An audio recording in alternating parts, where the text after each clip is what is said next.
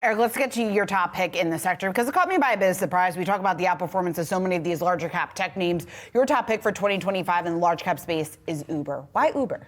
Well, my team and I are a little bit contrarian. So most of the other names have dramatically outperformed year to date. When we looked at Uber, we see a couple things. Number one, an outsized risk reward. Our fair value is $96.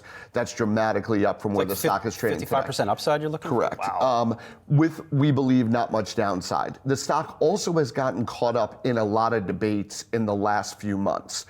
Number one, the debate around Waymo and what will happen to autonomous vehicles over the next 3, 5, 7, 10 years. How will that impact the way we get from point A to point B? Obviously, some of the moves that Tesla has made, both with respect to autonomous and Tesla's CEO, Elon Musk, and his closeness to the Trump administration. And there's also been a bit of a slowdown in growth because Uber has been lapping some of the pricing dynamics from a year ago. I think we all know that the prices of Ubers are elevated. $35 for me to get from Penn Station this morning to this office. Like, what's going on, Eric? So the prices are elevated, but the behavior isn't changing. You're still taking them at elevated prices, so growth is slowing a little bit. So what we always typically look for, especially with our top pick, it was Amazon a year ago, is where is their controversy? Where is their debate? Where can we see outsized estimate revisions and some of these debates getting settled? For us, that's Uber going into 2025.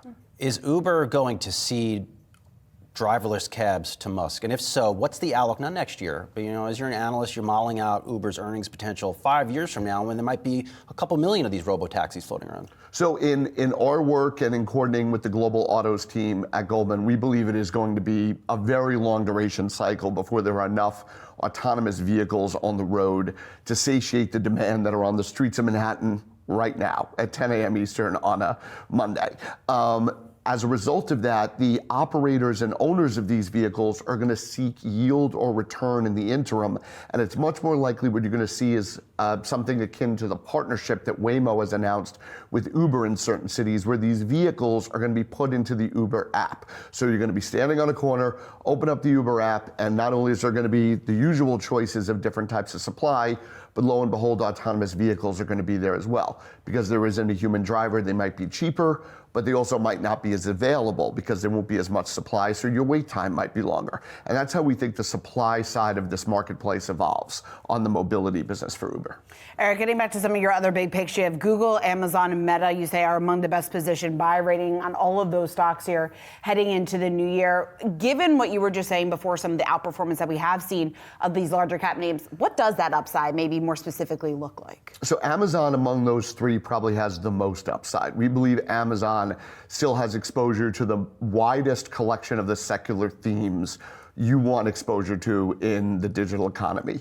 Media consumption habits, shopping, cloud computing, AI. These are all themes you want a lot of exposure to. We also see forward estimates under-modeled for Amazon, especially around profitability. There's been a lot of debate around profitability. The stock became quite mired in that debate in the September-October timeframe, and you've seen the reaction since they guided to profitability the way they did in Q4. So still a lot of operating estimate torque for Amazon that we would want exposure to. Plus, to go back to your earlier point about the consumer, Amazon does appear to be an outsized winner in the holiday shopping period from what we track. You do have some names you don't like, and on your list, you have a sell what on eBay. I get it, like it's eBay. I mean, they sell like auto parts or whatever they're doing. But Airbnb surprised me. What is that a peak travel call? So what it is the normalization of travel. So our view is that travel benefited dramatically from the summer of 22 through the summer of 24. We all got out of our homes. We all went to Europe. People went to see Taylor Swift in Italy and things like that became very popular.